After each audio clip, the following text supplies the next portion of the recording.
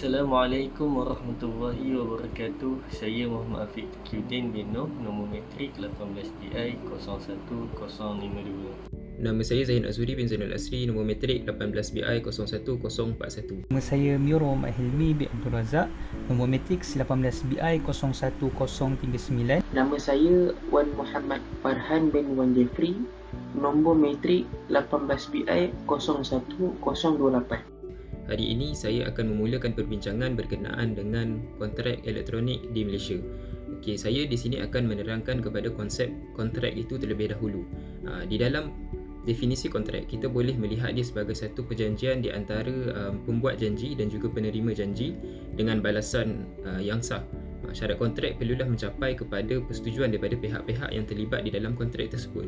Okey, jom kita tengok. Di dalam perbahasan yang pertama berkenaan dengan tajuk ni, kita akan lihat kepada konsep kontrak itu secara umum terlebih dahulu.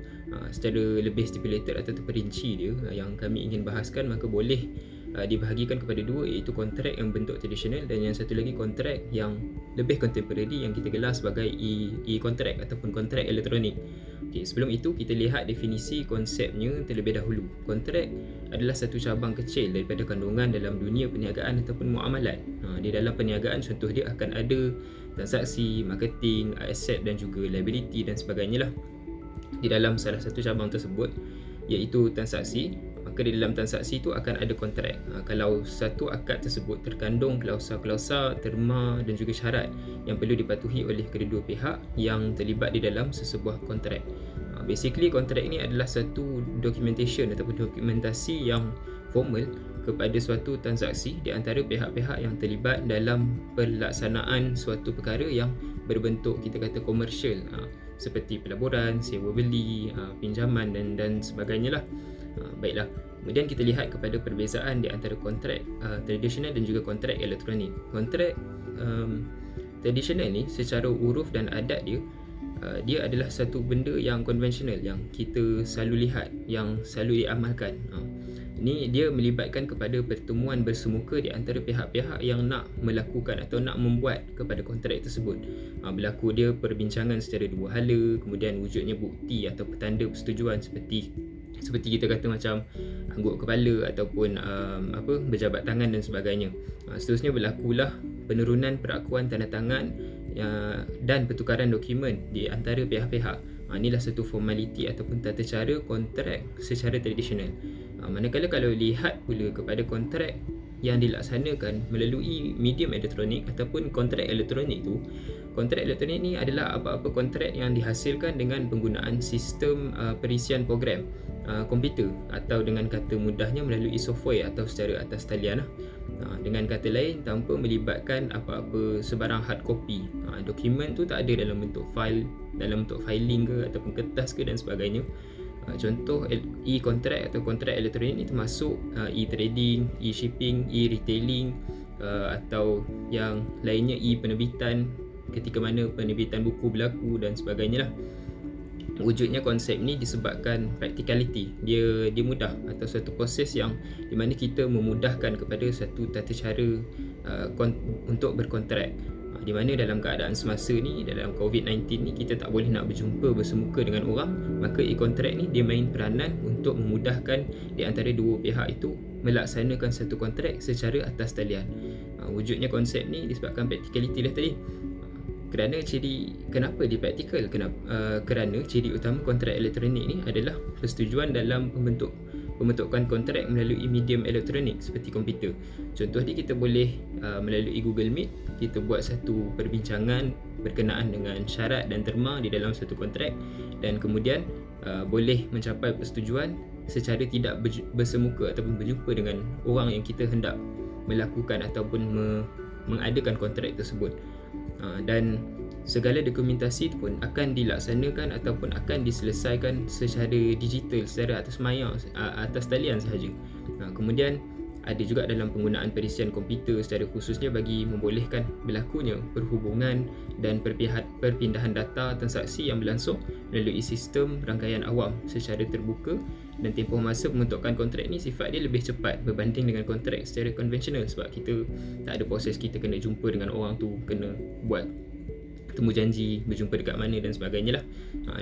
dia melalui link sahaja kita boleh untuk laksanakan kontrak tersebut. Baiklah, yang terakhir sekali kita akan lihat dari sudut pandangan dia.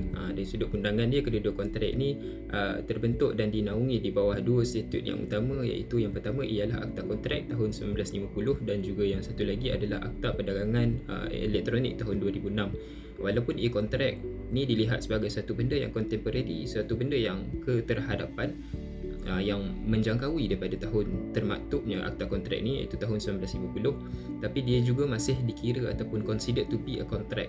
Sebab tu dia masih terpakai di bawah akta ini untuk di spesifik topik lah. Kemudian Akta Perdagangan Elektronik 2006 ni basically apa-apa perkara yang dikira sebagai e-commerce, maka dia diletakkan pemakaian dia adalah terpakai kepada Akta Perdagangan Elektronik tahun 2006. Seperti dinyatakan tadi, dalam e-commerce ni ataupun dalam commerce itu sendiri ada cabang-cabang kecil termasuk kepada transaksi ataupun transaction, di mana transaksi ni akan ada subjek berkenaan dengan kontrak, iaitu persetujuan di antara pihak yang hendak melakukan kepada sesuatu muamalat tersebut. Pemakaian akta ini mengambil kira apa-apa perniagaan yang berlaku melalui elektronik atau secara dalam talian mudahnya. Itu sahaja daripada saya. Pada bahagian saya akan membincangkan berkenaan dengan elemen-elemen kontrak, yang mana kalau kita lihat elemen-elemen kontrak di dalam kontrak tradisional maupun kontrak elektronik tiada bezanya, kerana elemen yang digunakan pakai adalah masih elemen yang sama, yakni elemen asas kepada sebuah pembentukan sebuah kontrak, yang mana elemen-elemen yang perlu ada di dalam pembentukan sebuah kontrak adalah tawaran ataupun cadangan, penerimaan, balasan, niat, ketentuan dan keupayaan. Jadi apa yang kita nak lihat pada bahagian ini adalah kita nak lihat apa maksud kepada satu-satu elemen yang telah disebutkan tadi. Yang mana yang pertama adalah tawaran. Tawaran ialah janji yang dibuat oleh pembuat tawaran kepada penerima tawaran dengan niat bahawa tawaran itu akan mewujudkan hubungan yang mengikat di sisi undang-undang. Yang mana di dalam tawaran ini sendiri terdapat elemennya tersendiri. Yang pertama, tawaran itu mestilah lengkap dan muktamad. Dan yang kedua, penerima tawaran haruslah ditentukan. Dan yang ketiga pula, tawaran adalah berbeza daripada pelawaan tawaran. Seterusnya adalah berkenaan dengan penerimaan. Setelah seseorang itu membuat satu tawaran, seseorang yang ingin mengikat dirinya dengan kontrak tersebut harus menerima tawaran tersebut. Yang mana penerimaan di sini ialah sesuatu pihak menerima tawaran atau cadangan semasa tawaran masih terbuka, dan ia merupakan elemen yang penting, kerana sebaik sahaja wujud penerimaan maka sesebuah kontrak akan wujud. Dan penerimaan juga mempunyai elemen-elemennya yang tersendiri. Yang pertama, dibuat sementara masih terbuka. Yang kedua, sebaik sahaja ada penerima maka wujudlah sesuatu kontrak. Dan yang ketiga, penyataan persetujuan kepada syarat-syarat yang terkandung dalam kontrak tersebut.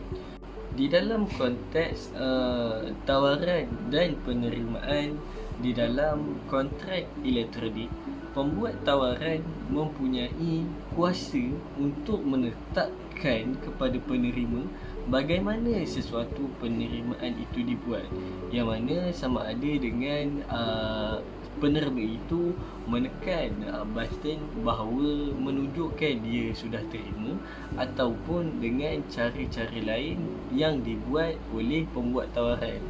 Dan pembuat tawaran seharusnya ataupun mestilah menyediakan suatu terma dan syarat sebelum penerima tawaran membuat keputusan untuk menerima tawaran tersebut.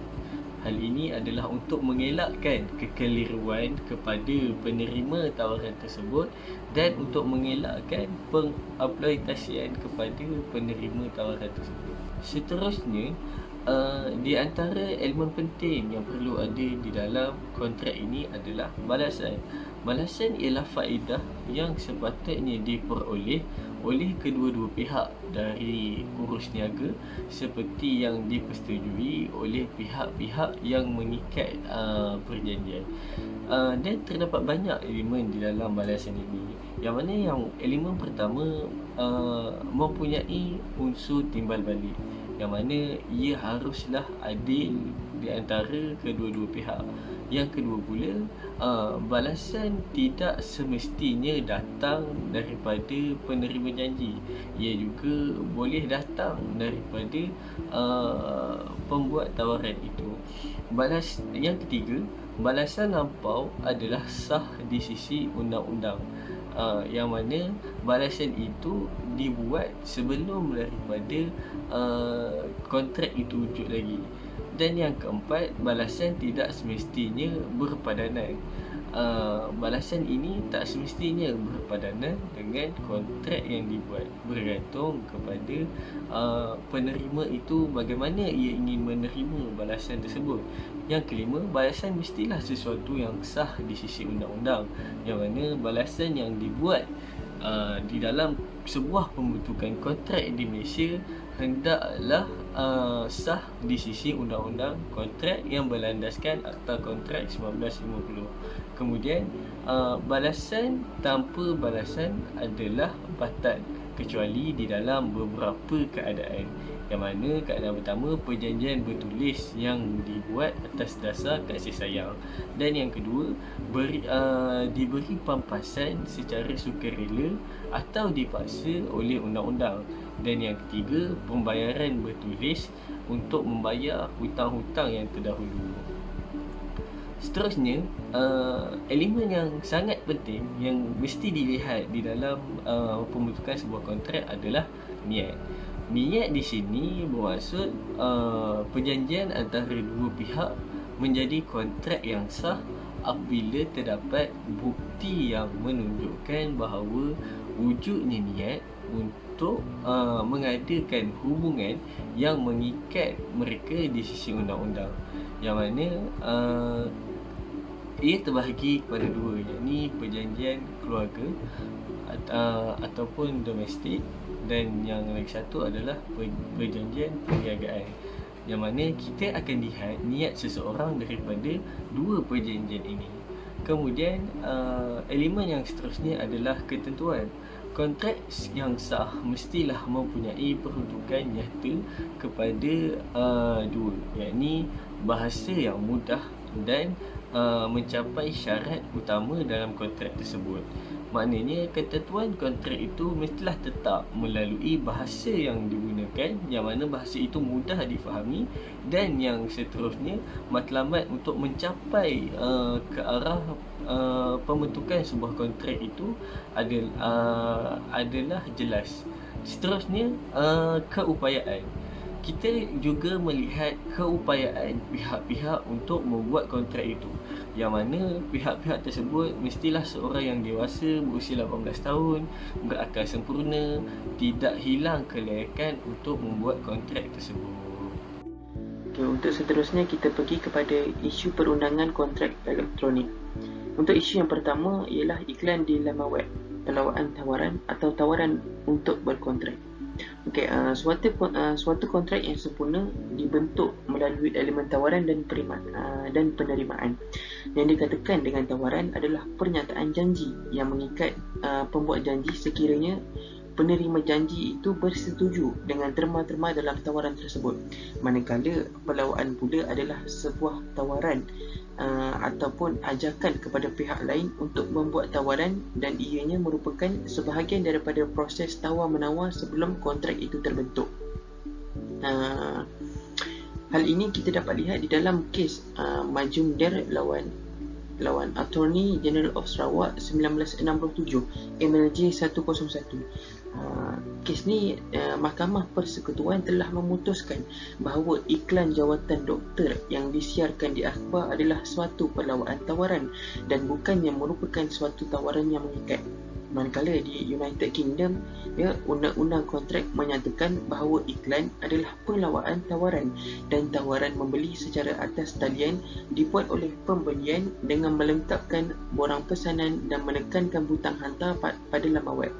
tawaran untuk membeli pula akan diterima secara automatik oleh sistem komputer yang digunakan oleh laman web periklanan tersebut. Okey, seterusnya kita berbalik-balik kepada isu iaitu iklan di laman web, yang mana isu ini telah diputuskan di dalam kes Kodak 2002 18 CLSR 280, di mana pihak Kodak telah melakukan kesilapan dalam pengiklanan kamera digital melalui laman web itu. Pihak Kodak telah mengiklankan kamera digital dengan harga $100 berbanding harga sebenar iaitu $329. Setelah menyedari kesilapan yang berlaku, pihak Kodak bertindak enggan meneruskan tempahan para pelanggan dengan mengemukakan alasan bahawa iklan yang mereka lakukan hanyalah perlawanan tawaran. Oleh itu, mahkamah memutuskan bahawa pihak Kodak bertanggungan atas kontrak yang terbentuk kerana pihak pelanggan telah pun menerima pengesahan tempahan mereka secara automatik melalui email dan laman web Kodak. Laman web Kodak tidak pernah pada bila-bila masa menunjukkan bahawa kontrak yang mengikat tidak terbentuk pada peringkat tersebut. Oleh yang sedemikian, mahkamah dalam kes ini berpendapat bahawa apabila suatu barangan dicadangkan untuk jualan dengan menyatakan harganya dalam laman web, ia adalah perlawanan tawaran, sama seperti mana apabila suatu barangan dipamerkan di tingkap kedai. Di dalam kes yang lain, iaitu dalam kes Argos 2007, sebuah syarikat telah mengiklankan pada laman web mereka penjualan sebuah televisyen dengan kesilapan harga 100 kali ganda lebih murah daripada harga asal. Syarikat kemudiannya cuba mengenepikan tempahan yang telah dibuat oleh seorang pelanggan bagi mengelakkan kerugian. Sekali lagi, mahkamah memutuskan bahawa telah wujud kontrak yang mengikat antara syarikat dan pelanggan. Kedudukan iklan dalam laman web peruncit sebagai perlawanan tawaran dalam kontrak juga dinyatakan secara jelas dalam Regulation 12 of the E-Commerce EC Directive Regulations 2002 yang mengiktiraf bahawa pesanan oleh pelanggan setelah meneliti iklan tersebut adalah tawaran untuk kontrak.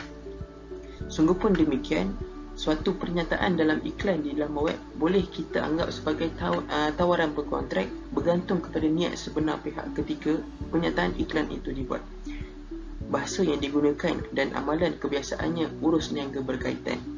Sekiranya pihak berkenaan berhasrat untuk terikat sebaik sahaja pembaca iklan menerima syarat-syarat yang diberikan dalam iklannya, maka pernyataan itu adalah dianggap sebagai tawaran untuk berkontrak. Isu yang seterusnya ialah tawaran dan penerimaan dalam kontrak elektronik. Pembuat tawaran dalam kontrak secara elektronik mempunyai kuasa dalam menentukan cara penerimaan bagi tawaran tersebut. Antara perlakuan yang diterima sebagai menunjukkan persetujuan itu untuk melakukan penerimaan dalam kontrak secara elektronik adalah dengan menekan butang terima. Sebagai contohnya, kaedah lain yang terima sebagai tanda penerimaan tawaran yang lebih jelas adalah dengan kita menaik perkataan "saya terima". Itu adalah sebagai contohnya, bagi tujuan mengesahkan tawaran secara atas talian yang dibuat. Menurut Peraturan 11 Electronic Commerce EC Directive Regulations 2002 menghendaki penjual melakukan pengesahan penerimaan tawaran secara elektronik. Hal ini secara tidak langsung pembeli dapat makluman melalui email bahawa tawaran mereka telah diterima. Peraturan kontrak secara konvensional menetapkan bahawa selain pihak-pihak berkontrak, ejen juga bertanggungan dalam kontrak sekiranya telah diberikan kuasa untuk bertindak oleh prinsipalnya.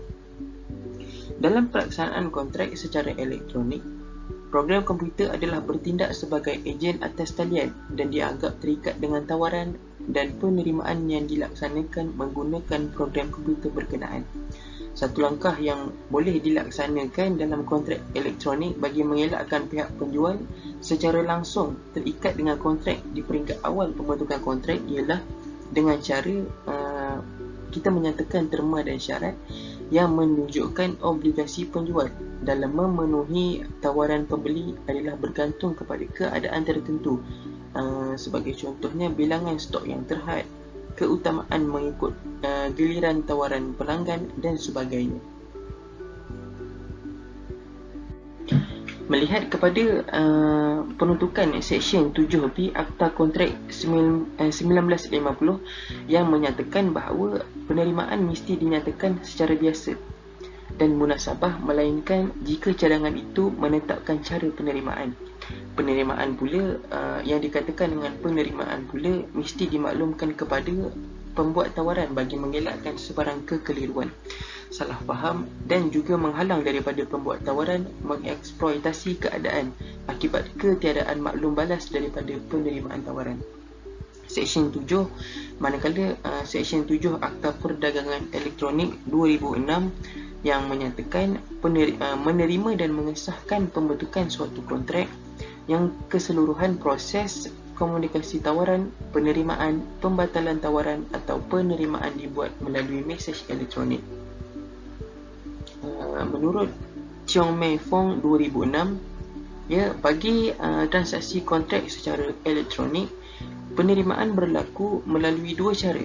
Cara yang pertama, penerimaan melalui pesanan email, ataupun cara yang kedua melalui click wrap contract. Penerimaan melalui email berlaku apabila kawan kontrak kita menghantar persetujuannya melalui email. Makluman penerimaan itu pula akan dihantar kepada penghantar mail, mail service ataupun service providers yang kemudiannya akan disampaikan kiriman maklumat itu kepada kawan kontrak yang membuat tawaran. Dalam bahasa mudahnya, di sini nak menjelaskan bahawa fungsi penghantar mail sama juga seperti peranan penghantar kiriman melalui pos dalam keadaan biasa. Sebagai contohnya, melihat kepada kes Household Fire Insurance Corporation Limited lawan Grant 1879 4EXD 216, defendant membuat tawaran membeli saham-saham kepada syarikat plaintiff. Surat persetujuan diposkan oleh plaintiff tetapi ianya tidak sampai kepada defendant. Oleh yang sedemikian, mahkamah telah memutuskan bahawa kontrak terbentuk sebaik sahaja surat penerimaan diposkan oleh plaintiff, walaupun kemudiannya pos tersebut telah hilang dalam perjalanan pengiriman kepada defendant. Manakala Hakim Blair dalam kes Thomas lawan BPE Solicitors a Firm 2010 EWHC 306 memutuskan bahawa prinsip penerimaan secara pos terpakai bagi keadaan kes penerimaan yang dibuat melalui email. Alasan bagi pandangan ini ada kaitannya dengan proses penghantaran maklumat melalui email yang tidak sampai secara terus. Sebaliknya, perlu melalui server penyedia perkhidmatan penghantaran ataupun internet service provider dan ke terminal komputer sebelum ianya benar-benar sampai kepada penerima. Seterusnya, penerimaan dalam erti kata click wrap contract pakaikan prinsip peraturan penerimaan secara bersemuka atau segera seperti mana yang terpakai bagi penerimaan melalui lisan, telefon, fax, telekonferensi dan sebagainya, di mana komunikasi penerimaan menjadi lengkap apabila maklumat penerimaan yang disampaikan diketahui oleh si penerima tersebut. Isu yang seterusnya pula ialah niat pihak-pihak berkontrak. Yang dikatakan dengan niat pihak-pihak berkontrak ini ditentukan melalui perkataan ataupun perlakuan pihak-pihak dalam pembentukan kontrak, sama ada kontrak itu secara konvensional ataupun kontrak elektronik. Walaupun tiada peruntukan mengenai niat yang dinyatakan dalam Akta Kontrak 1950, penentuan tentang kewujudan niat untuk terikat di sisi undang-undang dalam kontrak diputuskan dengan menggunapakaikan prinsip common law dan kes-kes mengenai yang telah diputuskan oleh mahkamah. Sebagai contohnya, mahkamah di dalam kes Cho Tiong Hin dan lain-lain lawan Chong Ho Swee 1959 MLJ 67 yang memutuskan bahawa tidak ada niat untuk mengikat diri dalam perjanjian antara pihak-pihak yang berlangsung, kerana perjanjian yang dibuat hanyalah semata-mata perjanjian kekeluargaan. Menurut Seksyen 3 Klausa 2 Akta 658, niat pihak-pihak untuk berkontrak secara elektronik boleh disiratkan melalui perlakuan pihak-pihak yang bersetuju memilih kaedah elektronik dan meneruskan transaksi sehingga terbentuknya suatu kontrak yang sah. Isu yang terakhir bagi elektronik berkontrak ni ialah kerelaan bebas untuk berkontrak. Merujuk kepada Seksyen 14 Akta Kontrak 1950 yang memperuntukkan bahawa kerelaan bebas dalam berkontrak tercapai apabila kontrak yang dimasuki itu tidak didorong oleh unsur-unsur seperti paksaan, pengaruh tidak berpatutan, tipuan, salah nyata dan khilaf. Sama juga keadaannya dengan kontrak secara konvensional. Kontrak secara elektronik juga tidak terlepas daripada unsur-unsur yang boleh menghalang tercapainya persetujuan berkontrak secara bebas. Isu-isu seperti berlakunya salah nyataan maklumat perkhidmatan yang ditawarkan, pemalsuan barangan yang diiklankan, penawaran barangan yang tidak asli dan menyembunyikan kecatatan barangan dengan tujuan menipu seringkali timbul dan menjejaskan keberkesanan kontrak antara pihak-pihak.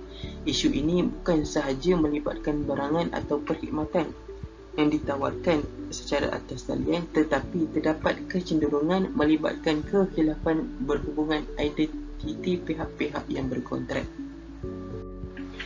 Mahkamah pula cenderung untuk mengambil pendekatan adil dalam kes khilaf yang berlaku akibat daripada penerimaan pesanan oleh penjual berdasarkan kepada kesilapan iklan pada harga barang.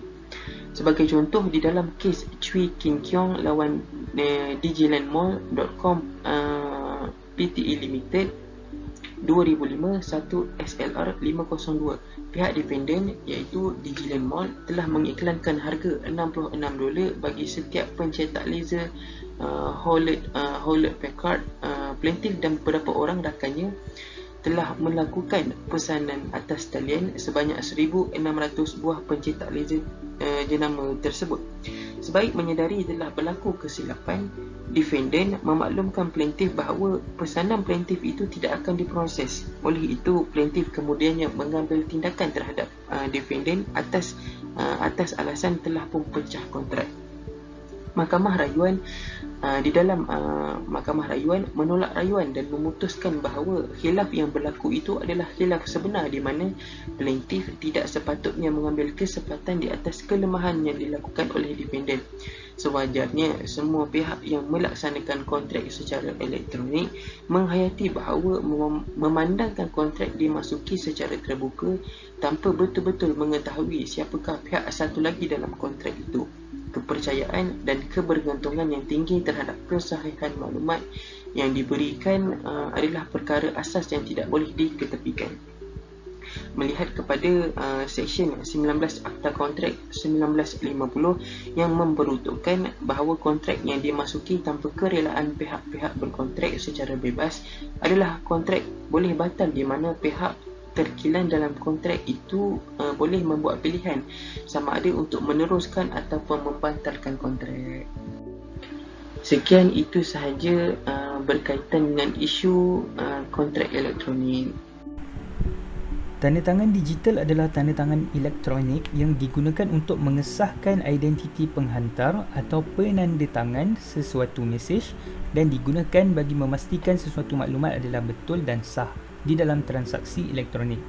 Tapi kalau kita tengok pula dalam Akta Tanda Tangan Digital 1997 memberi definisi bahawa tanda tangan digital ni adalah penjelmaan sesuatu mesej menggunakan sistem kripto tidak simetri. Kita pergi pula kepada akta yang mengawal selia ataupun yang secure tanda tangan digital ni adalah Akta Tanda Tangan Digital 1997 yang mana mula berkuat kuasa pada 1 Oktober 1998, yang mana tujuan dia untuk mengawal selia lah penggunaan tanda tangan digital di Malaysia ni. Ini untuk menjamin keselamatan mengenai isu undang-undang. Kalau kita tengok dunia yang semakin maju ni juga muncul banyak macam-macam kan, scammer dan sebagainya. Jadi untuk menjamin keselamatan, untuk mengesahkan penggunaan tanda tangan digital melalui sijil perakuan yang dikeluarkan oleh pihak berkuasa pemerakuan iaitu PBP berlesen. Maksudnya untuk kita menggunakan kita gunakan tanda tangan digital ni, kita terikat dengan akta tanda tangan digital dan kita memerlukan lesen untuk menggunakan tanda tangan digital. Jadi yang di atas lagi daripada pihak berkuasa pemerakuannya adalah Suruhanjaya Komunikasi dan Multimedia Malaysia, yang mana merupakan pihak yang bertanggungjawab dalam mentadbir, menguatkuasa dan melaksanakan peruntukan di bawah Akta Tanda Tangan Digital 1997. Okey, jadi MCMC ni juga dia akan mengawasi dan menyelia aktiviti pihak berkuasa pemerakuan berlesen tersebut. Kita masuk pula kepada tujuan tanda tangan digital. Okey, salah satunya adalah kerahsiaan, yang mana kita tahu kalau ada fail-fail yang tidak boleh didedahkan, jadi tanda tangan ini adalah bukti lah bahawa itu memang dia punya. Kita masuk sama macam yang kedua, iaitu pengesahan identiti. Jadi orang yang cop ataupun memberikan tanda tangan digital ni, dia memang pastilah itu memang daripada dia. Sebab apa? Tanda tangan digital ni dia tidak boleh tipu lah. Salah satu contohnya adalah cap jari. Yang mana memang cap jari kita punya saja. Okay, yang ketiga, tidak boleh disangkal. Memang tidak boleh disangkal lah kalau memang contoh macam itu yang kita daftarkan pada PBP tadi tu. Jadi memang itu kita punya dokumen. Yang keempat, integriti sesuatu maklumat. Yang mana maklumat yang kita bagi itu memang daripada kita sendiri, tidak ada penambah ditokok tambahlah daripada pihak yang lain. Seterusnya kita masuk pula kepada kesan tanda tangan digital, yang mana yang pertama iaitu dokumen tersebut mengikat dan boleh dikuatkuasakan menurut undang-undang. Hal ini kita boleh rujuk pada Seksyen 62 Klausa 2 Klausa A Akta Tanda Tangan Digital 1997. Apa dia kata? Suatu dokumen yang ditandatangani dengan tanda tangan digital mengikut akta ini hendaklah mengikat di sisi undang-undang seperti suatu dokumen yang ditandatangani dengan satu tanda tangan tulisan tangan, suatu cap ibu jari yang ditambah atau apa-apa benda lain. Okey, yang mana yang daripada akta ni kita tahu bahawa dokumen tersebut macam dokumen bertulis lah, dia mengikat lah bila kita dah menggunakan tanda tangan digital pada dokumen tersebut. Okay, yang kedua, kita boleh tengok bahawa tanda tangan digital adalah mengikat dan sah di sisi undang-undang. Okay, hal ini kita boleh tengok pada Seksyen 62 Klausa 2 Klausa B Akta Tanda Tangan Digital, yang dia memperuntukkan bahawa tanda tangan digital yang dibuat sesuai dengan akta ini dan dianggap sebagai tanda tangan yang mengikat secara sah. Kita tengok pada Klausa B tu dia cakap apa? Suatu tanda tangan digital yang dihasilkan mengikut akta ini hendaklah disifatkan sebagai suatu tanda tangan yang mengikat di sisi undang-undang. Jadi katakanlah ada orang melanggar kontrak contohnya, dan kontrak itu adalah kontrak digital. Jadi dengan adanya tanda tangan elektronik ataupun tanda tangan digital ni, dia memberikan hak kepada kita untuk inilah membawa di sisi undang-undang. Okey, yang ketiga, dokumen yang mempunyai tanda tangan digital adalah sah. Kita boleh tengok dekat Seksyen 64 Akta Tanda Tangan Digital, yang mana dia menyatakan bahawa mesej yang ditandatangani secara digital disifatkan sebagai dokumen bertulis. Okey, jadi yang keempat, kita tengok salinan mesej yang ditandatangan secara digital adalah sah dan berkuat kuasa sebagaimana mesej yang asal. Yang kita tahu kat sini salinan dia sama hebatnya lah dengan dokumen yang asal. Okay, sebab apa? Dia dalam talian, benda yang sama kan. Okay, jadi dalam Seksyen 65 Akta Tanda Tangan Digital ni cakap apa? Suatu salinan mesej yang ditandatangani secara digital hendaklah sah, berkuat kuasa dan berkesan seperti asal mesej itu, melainkan jika jelas bahawa penanda tangan telah menetapkan suatu hal tertentu, mesej yang ditandatangani secara digital itu sebagai asal yang unik, yang dalam hal itu hanya hal tertentu yang merupakan mesej yang sah, berkuat kuasa dan berkesan. Okey, daripada Seksyen 65 ni kita tahulah bahawa penggunaan kontrak elektronik dan juga yang ada tanda tangan digital ni adalah sah di sisi undang-undang dan boleh diambil tindakan lah kalau ada yang melanggar ni. Baik, saya akan lanjutkan perbincangan kita pada hari ini dengan topik yang seterusnya, iaitu kontrak elektronik dari sudut perspektif Islam. Sekarang ni transaksi muamalah Islam lihat semakin mudah. Kalau dulu pihak pihak yang membuat tawaran dan pelanggan ataupun pihak yang menerima dalam kontrak, undang-undang kontrak perlu sama-sama bertemu untuk mengadakan kontrak. Sekarang keadaan ini dikenali sebagai kontrak signature precedence ataupun al-aqd al-bain al-hadirin. Kini pelbagai transaksi yang berlaku tidak memerlukan pertemuan antara dua pihak tersebut, malah cukup dengan melakukan beberapa syarat atau tindakan yang ditetapkan untuk menyempurnakan kontrak. Yang mana yang perkara ini dikenali sebagai kontrak inter absentis atau al-aqd bain al-ghaibin. Antara contoh yang kita boleh nampak yang mudah untuk kita faham ialah kontrak untuk kita yang berlaku apabila kita sebagai pelanggan kita membeli air minuman daripada mesin. Di situ tidak ada pihak pembeli itu kita hanya perlu memasukkan sejumlah wang ke dalam mesin tersebut dan tidak perlu untuk melakukan akad-akad tertentu yang kebiasaannya. Oleh itu, persoalannya ialah bilakah lafaz ijab iaitu offer tu atau pemberian tu dan qabul dapat dilafazkan dalam kontrak. Lepas tu bila pula kontrak tersebut mengikat, bagaimana pula prosedur-prosedur seperti khiyar dilakukan ataupun ketidakpastian? Apakah justifikasi syarak yang membenarkan kesahan kontrak jenis ni dan sebagainya?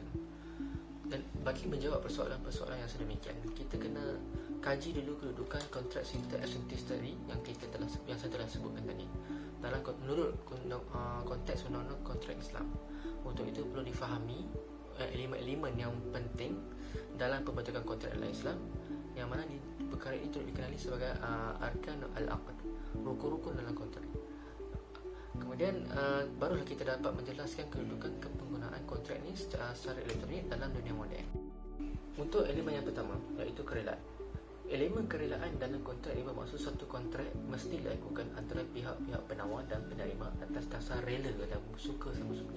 Bukan terdapat unsur paksaan ataupun penipuan. Kerana kalau ada unsur-unsur yang lain daripada kerelaan yang sebenarnya, maka perkara ini boleh dianggap sebagai membawa kepada kebatalan untuk kontrak tersebut, yang boleh membatalkan ataupun boleh membawa kepada kebatalannya, bergantung pada sejauh mana kecacatan terhadap unsur-unsur kerelaan tersebut. Bagi memastikan elemen kerelaan ini direalisasikan dalam kontrak, para fuqaha telah menetapkan bahawa sesuatu kontrak itu mesti diwujudkan melalui satu komunikasi antara penawar dan penerima, ataupun apa yang dikenali sebagai sighah al-aqd. Sighah ini secara umumnya terdiri daripada dua, iaitu ijab dan qabul, tawaran dan penerimaan. Secara teorinya, para fuqaha tidaklah menetapkan suatu pernyataan yang rigid ataupun yang bersifat mengikat, tegas mengenai lafaz yang perlu digunakan ketika berkontrak. Sebaliknya, komunikasi pembentukan kontrak itu boleh sahaja dilakukan menerusi apa sahaja cara yang diakui oleh keadaan semasa kontrak itu diwujudkan, sama ada ia berupa kata-kata ataupun perbuatan ataupun isyarat ataupun tulisan, yang mana kelonggaran ini sekaligus terpakai dalam muamalah Islam moden, khususnya merujuk kepada kontrak secara elektronik. Berikutnya, perkara yang sangat ditekankan oleh fuqaha untuk menentukan kerelaan ialah sighah tawaran dan penerimaan itu mestilah bersambung. Ianya maksudnya dia mesti dilakukan, kontrak itu mesti dilakukan dalam satu majlis. Okey, macam mana kita nak buat sighah ni yang bersambung ni menerusi elektronik?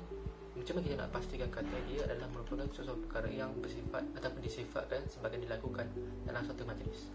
Maka di sinilah kita boleh takrifkan, kita boleh modelkan kepada penarifan oleh fuqaha yang mengatakan bahawa kesatuan majlis bukan jisim ni merujuk kepada sesuatu kontrak yang dilakukan di satu tempat dan adalah lebih sesuai didefinisikan sebagai kesatuan bagi masa bagi kedua-dua pihak menunjukkan kontrak, yang bermaksud yang dikatakan sebagai majlis untuk akad ini berlaku pada tempat, tapi tempat itu kita sifatkan pada waktu dia berlaku, bukan kepada tempat yang berbentuk fizikal.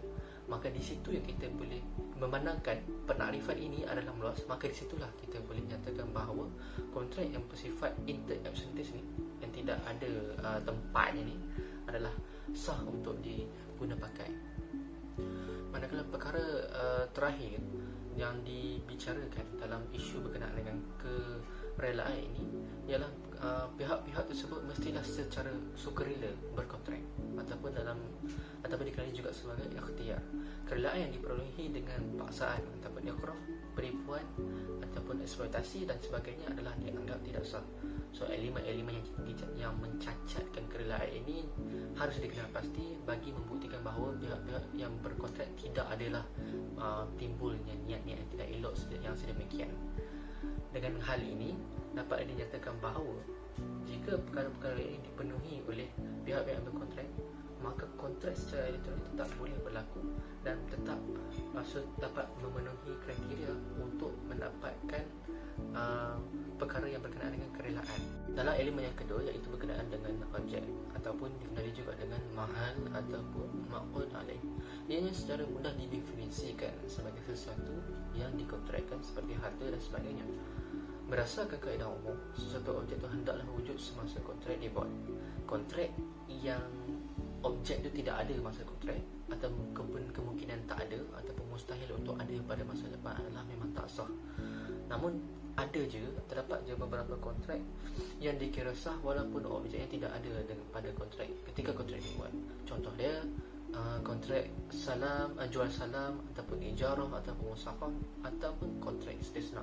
Manakala contoh lain yang kita boleh tengok yang berkenaan kepada kontrak secara online ataupun secara elektronik ialah bai' al-salam, iaitu audit sale ataupun bai' al-istisna, manufacturing sale ataupun bai' al-mu'ajjal, iaitu deferred sale. So pengecualian berkenaan dengan kontrak kepada sesuatu yang tidak wujud ini adalah berdasarkan kaedah ihtisan yang mengambil kira keperluan manusia kepada kontrak-kontrak tersebut. Dalam konteks jual beli sedemikian, walaupun barang yang hendak dijual itu tidak wujud ketika kontrak, jika ada spesifikasi yang tepat, yang lengkap, yang sempurna diberikan, contohnya termasuk gambar dan penerangan sesuatu produk itu, ianya secara tidak langsung dapat mengurangkan unsur-unsur ketidakpastian ataupun ghara. Bila kurangnya unsur-unsur kepastian berkenaan dengan item itu atau dengan produk itu, maka boleh dianggap kepada perkara itu sebagai mewujudkan terhadap objek tersebut, yang secara langsung dapat membawa kepada transaksi yang sah. Manakala dalam perbincangan berkenaan dengan urus niaga di internet khususnya, bagi penerima ataupun pembeli penerima itu kenalah memeriksa dulu dan pastikan sama ada produk tersebut atau item tersebut sesuai dengan apa yang telah diperiksa, dengan apa yang telah dinyatakan dalam spesifikasi seperti yang dipersetujui dalam kontrak tersebut. Dalam isu ini terdapat dua option ataupun dua pilihan yang ekstra untuk pembeli tersebut untuk melepaskan dirinya daripada kontrak. Sebab kalau kita beli secara fizikal, kalau kita beli sesuatu perkara itu depan mata kita dapat objek itu, kita boleh terus periksa adakah ia sesuai ataupun elok ataupun ada kekurangan ataupun tidak. Tetapi bila kita membuatkan transaksi ini secara online ataupun secara mekanikal, secara elektronik, maka kita ada dua pilihan yang ekstra, yang mana kita boleh melepaskan diri kita daripada kontrak tersebut, iaitu khiyar syart ataupun option of condition yang boleh digunakan oleh pembeli jika dia tidak berpuas hati dengan produk yang dibelinya. Seterusnya khiyar al-aib, iaitu option of defect yang turut boleh digunakan, iaitu pembeli berhak untuk menukarkan barang tersebut dengan sesuatu yang baru sesuai dengan kontrak yang telah dinyatakan. Baik, sekarang ni kita lanjutkan lagi kepada elemen yang terakhir, iaitu tujuan kontrak. Okey, tujuan ataupun sebab ni bermaksud matlamat yang tertentu yang diperoleh daripada sesuatu kontrak. So kalau macam contoh dia, macam kalau A ingin membeli B dengan harga sekian, tujuannya untuk memanfaatkan B dengan kegunaan sekian. Apabila dia memberi barang yang B, kemudian dia mendapatkan manfaat daripada barang yang B tersebut sesuai dengan spesifikasi, sesuai dengan apa yang dinyatakan, sesuai dengan apa yang diiklankan, maka tercapailah tujuan itu. Okey, so isunya di sini cuma satu, iaitu adakah kontrak secara elektronik ini dapat menghalang tujuan untuk berkontrak tersebut. Dan jika elemen-elemen yang sebelum yang kita bincangkan tadi itu dipenuhi, insya-Allah tidak ada masalah dari segi tujuan dan matlamat. Kebiasaannya perkara ini dia secara langsung dapat dicapai apabila barangan itu telah diberi, kerana tidak adalah barangan yang rosak yang dijual. Kalau barangan itu rosak, awal-awal lagi telah dia dapat memenuhi kriteria untuk sesuatu transaksi itu dilakukan. Perkara ini sama halnya sama ada dari sudut kontrak konvensional ataupun kontrak secara elektronik ataupun secara umumnya kontrak yang bersifat moden. Kesimpulannya ialah kontrak adalah satu dari cabang muamalah Islam yang sifatnya fleksibel, dinamik dan berkembang mengikut keperluan dan keadaan semasa. Perkembangan teknologi maklumat menurut pihak Islam mengharuskan kepada pengemaskinian furuk hukum, iaitu hukum-hukum cabang yang bersifat ijtihadi yang tidak terdapat pada zaman pembinaan hukum terdahulu. Sehubungan dengan itu, pemodenan kaedah dalam kontrak adalah dibenarkan. Penggunaan kontrak-kontrak tertentu seperti kontrak-kontrak elektronik adalah dibenarkan selagi ia mematuhi peraturan yang telah digariskan oleh syarak dan harus dimanfaatkan sebaiknya. Sekian daripada saya. Perkembangan pesat dan kemajuan yang terjadi terhadap industri ekonomi ataupun industri cyber atau elektronik di dunia pada masa kini bukan hanya memberi kesan kepada negara-negara besar sahaja, namun apa yang kita dapat lihat, negara kita juga terkesan terhadap kemajuan ini, yang mana kesannya bukanlah membawa kepada kesan negatif semata-mata, namun banyak kesan positif yang dapat kita lihat.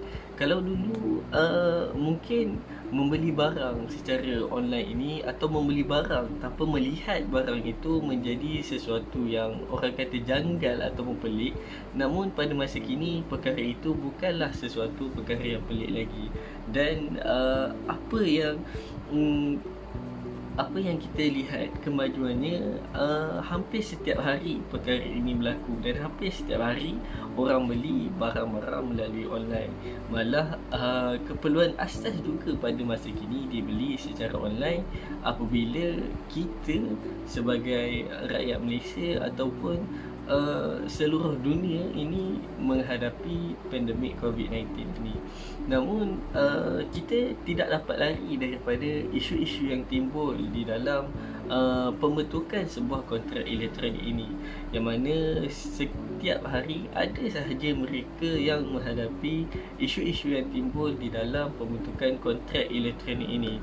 Dan penyelesaiannya adalah kita sendiri sebagai rakyat ataupun sebagai pihak-pihak yang ada di dalam kontrak ini mestilah mempunyai ataupun memperluaskan lagi pengetahuan kita tentang peruntukan dan aspek perundangan berkaitan pembentukan dan pelaksanaan kontrak secara elektronik, dan ia adalah merupakan keperluan utama kepada diri kita. Selain itu, beberapa pengubahsuaian perlu dilakukan bagi memenuhi keperluan-keperluan dan ciri-ciri istimewa kontrak elektronik ini, yang mana mereka yang membuat tawaran dan mereka yang menerima tawaran mestilah memperketatkan lagi ataupun memperhalusi lagi kontrak-kontrak yang dibuat, tawaran yang dibuat secara elektronik ini. Dan yang ketiga, kalau kita tengok daripada aspek perundangan itu sendiri, perundangan yang lain yang berkaitan dengan elektronik haruslah diaplikasikan bersama-sama dengan Akta Kontrak 1950 bagi suatu penguatkuasaan undang-undang yang sempurna dan keadilan kepada mereka yang ditindas. Seterusnya, yang terakhir sekali, isu-isu perundangan yang timbul dalam transaksi kontrak elektronik perlulah diselesaikan berdasarkan keadaan kes dan peruntukan undang-undang yang bersesuaian dengan perkembangan semasa, yang mana kita tidak boleh lihat lagi kepada kes-kes yang telah lama dan telah lapuk, kerana kontrak yang dibuat dahulu tidak lagi sama dengan kontrak yang dibuat sekarang. Sekian daripada saya. Terima kasih. Secara kesimpulannya, perkembangan ekonomi selaras dengan perkembangan teknologi sedikit sebanyak telah menjurus kepada pembentukan kontrak yang berteraskan kepada elektronik itu sendiri.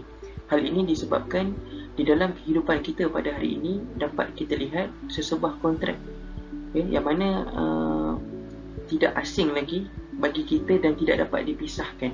Sebagai contohnya, kita melihat kepada aktiviti jual beli yang mana menjadi lumrah kehidupan dalam sesebuah masyarakat. Bagi menjadikan sesebuah kontrak sah ataupun tidak, maka perlulah memenuhi elemen-elemen asas kontrak itu. Tambahan pula, bercakap mengenai kontrak elektronik, sedikit sebanyak proses penggunaan kontrak elektronik itu yang mudah dan tidak memerlukan kepada perjumpaan secara bersemuka, cepat serta menjimatkan masa pihak-pihak. Seterusnya, kita lihat kepada peruntukan mengenai kontrak elektronik yang sedia ada di Malaysia. Sebagai contohnya, dapat kita lihat di dalam slide yang telah dinyatakan ini. Yang pertama, Akta Kontrak 1950 yang dikenali sebagai Akta 136, Akta Tandatangan Digital 1997, Akta 562. Yang seterusnya, Akta Data Perlindungan Peribadi 2010, Akta 709. Yang kedua terakhir ialah Akta Jenayah Komputer 1997, iaitu Akta 563, dan yang terakhir sekali ialah Akta Sistem Pembayaran 2003, juga dikenali sebagai Akta 627.